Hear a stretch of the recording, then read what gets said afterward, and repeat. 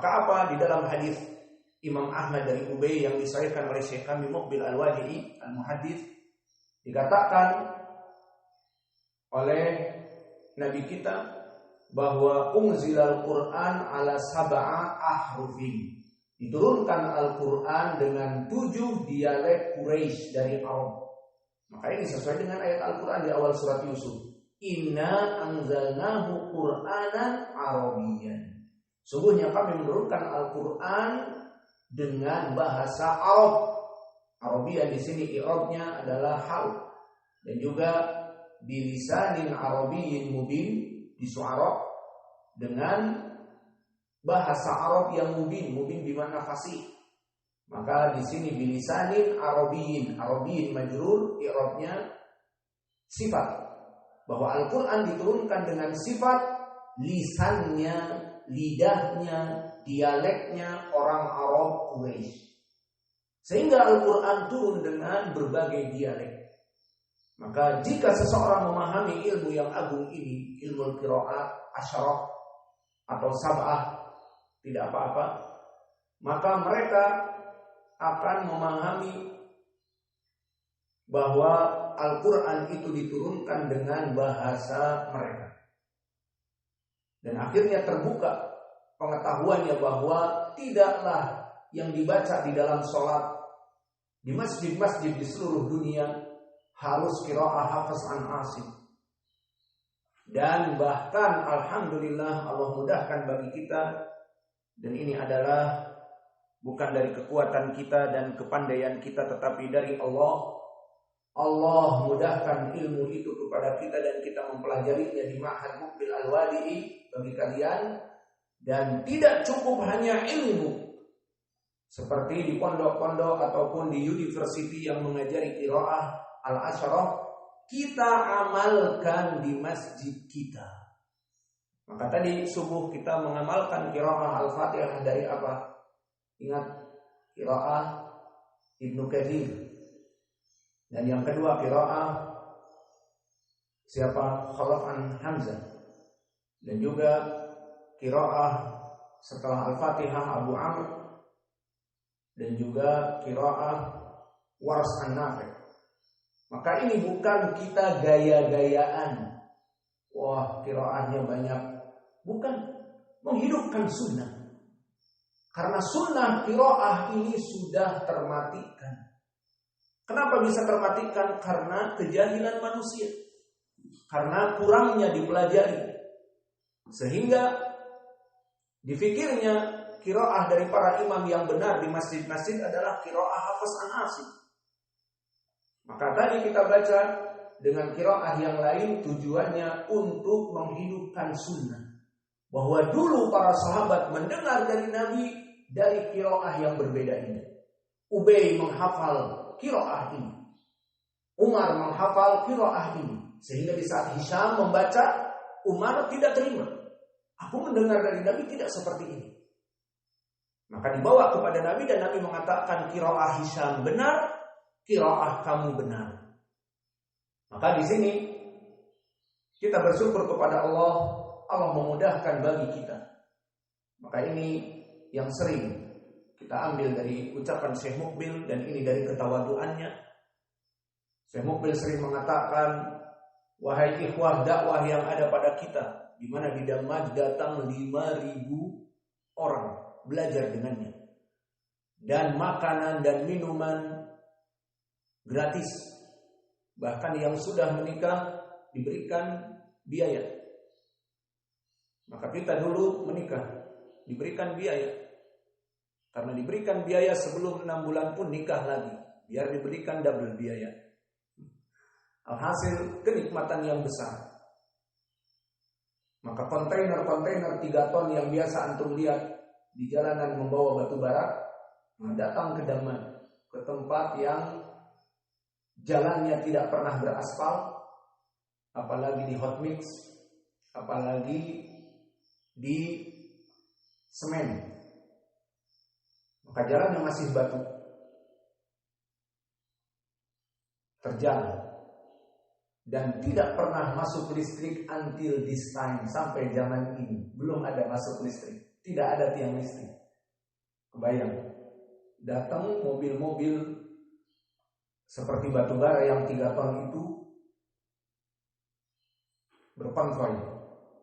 Mobil pertama membawa tepung yang 25 kilo atau yang 50, kalau di Yaman 50 besar. Maka dipenuhilah gudang. Maka saya pertama melihat, ini Syekh Mukbil Masya Allah kayak ruko-ruko banyak. Bukan ruko untuk jualan ataupun untuk membuat kios, tapi ruko-ruko itu ada tutupnya untuk stok bahan makanan. Kebayang tepung bukan 25 kilo, 50 penuh gudang itu dengan itu.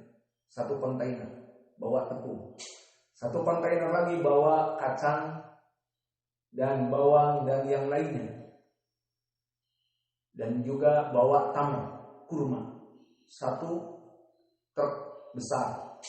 Kemudian membawa minyak goreng dan sebagainya. Kami lihat dari Indonesia juga banyak, dari Malaysia merek-mereknya, dari Saudi. Alhasil ini semuanya kata Syekh kami, hada laisa min dzakaina wala min quwwatina, innama hada min fadli rabbi. Itulah kita bersikap tawadhu. Dakwah berjalan dengan lancar tanpa ada halangan. Terkumpul uang, terkumpul dari segala yang dibutuhkan untuk dakwah dengan mudah, dan orang datang berbondong-bondong ke Dammam, bukan dari kekuatan Mukbil, kecerdasan Mukbil, tapi dari Allah Jalla wa'ala. Allah menginginkan para manusia hatinya talji'u ilaih, tahwi ilaih, datang kepada Yaman untuk menuntut ilmu. Maka begitupun kita di sini, bukan dari kecerdasan kita dan kekuatan kita dan semangat kita, tetapi ini dari fadli Rabbi. Di Masjid Mukbil Al-Wadi'i ini kita bisa melaksanakan sunnah-sunnah yang termatikan. Di antaranya sunnah qiraah. Di masjid-masjid jangan ada yang berani kalian sudah mempelajari qiraah asyrah dengan kita, kemudian ditunjuk jadi imam karena pakaian antum pakai gamis, pakai imamah atau peci. Kebetulan imam ratibnya tidak ada. Itu anak muda itu kayaknya dari pondok, ayo maju. Antum langsung banding, steal dari qiraah Hafiz kepada qiraah Abi Amr misalnya tadi. Maka langsung Allahu Akbar, qul a'udzu birabbin nas, malikin nas, ilahin nas. Dan Al-Fatihahnya membaca Ihdinas siratal mustaqim, siratal ladzina an'amta 'alaihim, ghairil maghdubi 'alaihim. Apa kira-kira setelah salam? Membuat keguncangan. Karena ilmu qiraah ini sudah hilang di kalangan kaum muslimin. Dan inilah tantangan bagi kita dan pahala yang besar bagi kita. And this is the big project for us. Ini adalah project yang besar. Kalau mereka mempunyai project hektaran kebun sawit, maka kita mempunyai project mengajarkan ilmu dan mengamalkan sunnah-sunnah Nabi yang termatikan. Maka kita pelajari di sini dan kita amalkan. Maka di masjid ini kita membaca qiraah as-sab'ah. Dan ini kita katakan tadi, laisa min dzakaina wala min quwwatina, innama hadza min fadli rabbi.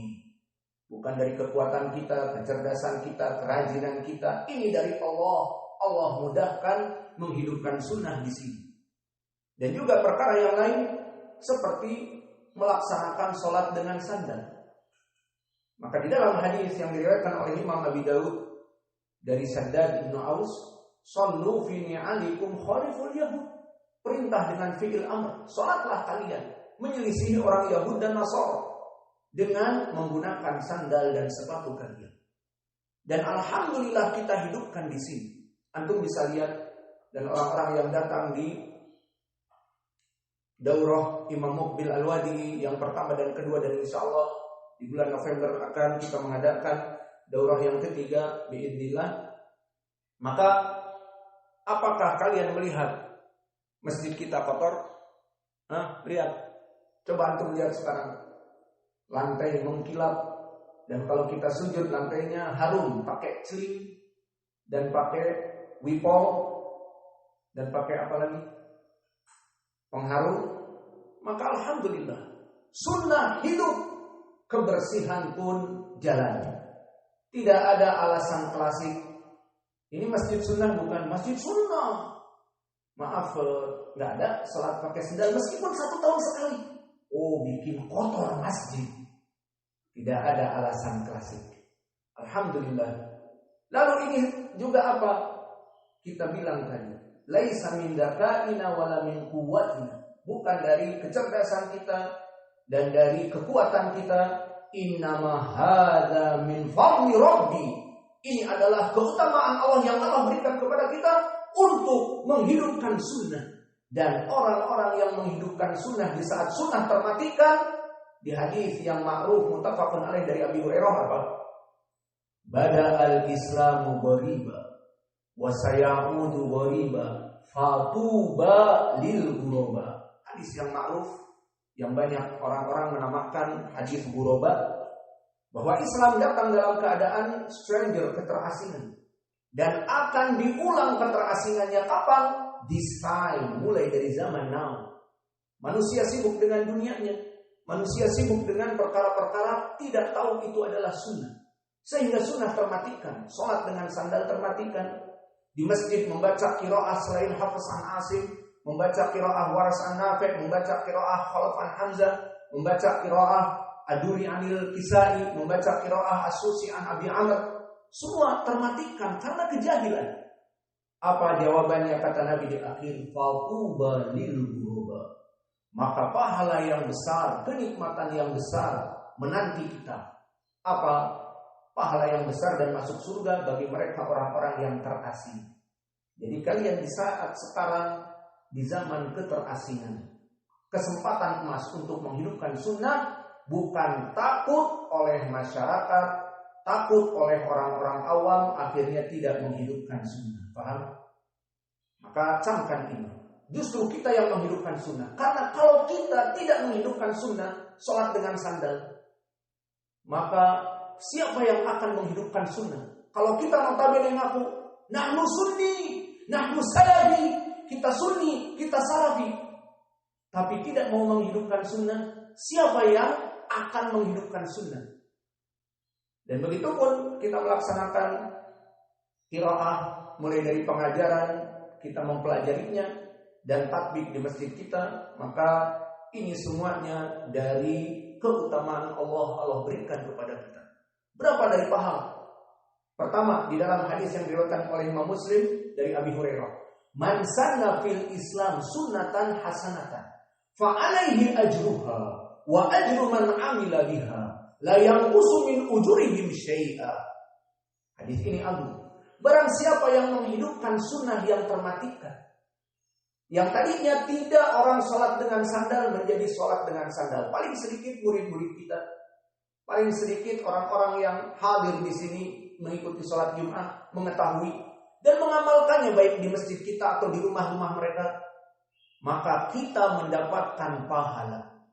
Mereka sholat dengan sandal, kita tidak tahu kapan, mungkin di rumahnya sholat malam dengan sandal, sholat duha dengan sandal, dan sholat id di lapangan dengan sandal. Kita mendapatkan pahala yang kita tidak mengetahui mereka kapan sholat dengan sandal. Baik, itu dari keagungannya. Dan tadi fatuba lil ghuraba, kabar gembira bagi mereka orang-orang yang terasing. Dan juga di dalam hadis yang datang dari berbagai sahabat, dari Ibnu Mas'ud, dari Anas dan yang lainnya yang sahih li ghairi, disahihkan Syekh kami juga oleh Syekh Al-Albani rahimahumullah, bahwa sayati zamanus sabr, man ya'is minkum ba'di sayati ayyamus sabr, al-qabid ala sunnah kal-qabid anil jamrah. Faman fa'ila dzalika ka khamsina minhum. Apa maknanya? Akan datang suatu zaman di mana zaman itu keterasingan. Orang-orang yang memegang kepada agamanya terasing. Orang yang menaikkan dari celananya dan gomisnya terasing. Dikatakan kebanjiran, digulung-gulung terus. Itu celana digulung terus, Pak, memangnya banjir. Ataupun memelihara jenggot. Dan orang Indonesia hormonnya dari Allah diberikan, jenggotnya tidak di pinggir. Cambangnya, jenggotnya hanya di bawah dari dagu. Akhirnya diejek apa? Seperti embek. Karena kambing kampung, ya jenggotnya memang di situ, tidak ada di pinggir seperti yang lain. Maka diajaklah dengan kambing lewat atau embek di depan mereka. Seperti itu. Dan dia qabidun anil jamrah. Dia tetap memegang bara api. Maka apa pahalanya? Seperti tadi, tubalil ghuraba, kabar gembira bagi mereka, surga. Dan juga mereka melaksanakan amalan seperti 50 orang dari kalian. Tentunya bukan dari para sahabat, namun dari muslim yang lain.